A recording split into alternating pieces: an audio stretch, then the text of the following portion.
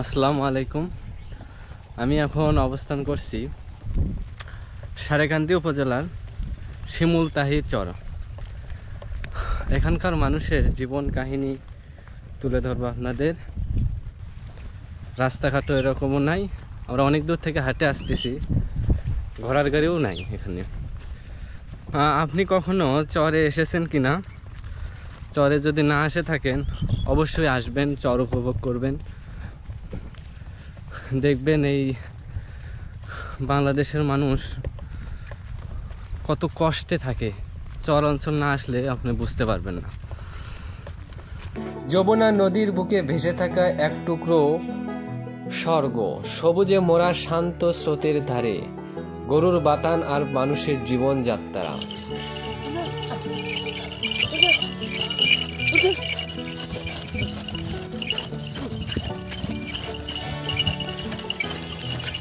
কত দূর থেকে নিয়ে আসতেছেন? শহরের ভেতর থেকে কি নিয়েছেন?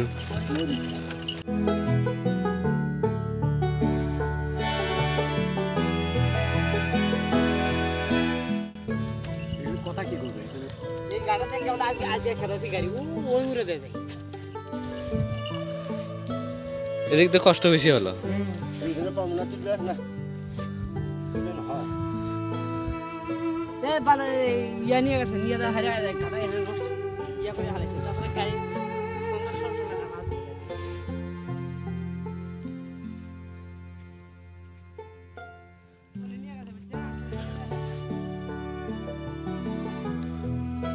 এই চর ছিল একসময় শত জীবনের ভরসা।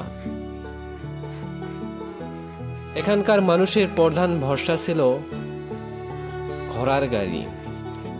মালামাল, ফসল সবকিছুই এই পথে চলত। নদীর বাতাসে ভেসে আসত কোলাহল আর হাসির শব্দ।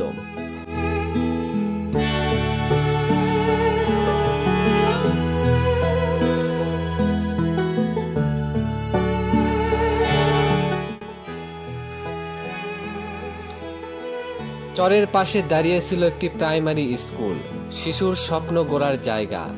জ্যোৎস্না রাতে সেই স্কুল আর ঘরবাড়ির দৃশ্য মনে করিয়ে দিত গ্রাম বাংলার অপার সৌন্দর্য।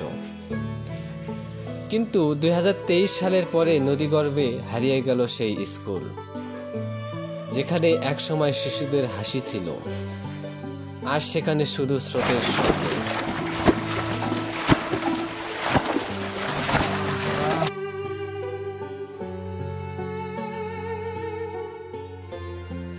চরের মাঝে আজও মানুষ বেঁচে আছে, জীবনের সাথে লড়াই করে।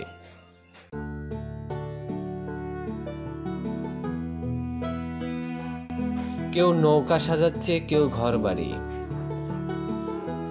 নদী তাদের বন্ধু, নদী তাদের শত্রু। এই চর শুধু একটি জায়গা নয়, এটি সময়, স্মৃতি আর হারিয়ে যাওয়া গল্পের এক জীবন্ত প্রমাণ। হয়তো একদিন এই চরও মিলিয়ে যাবে নদীর বুকে,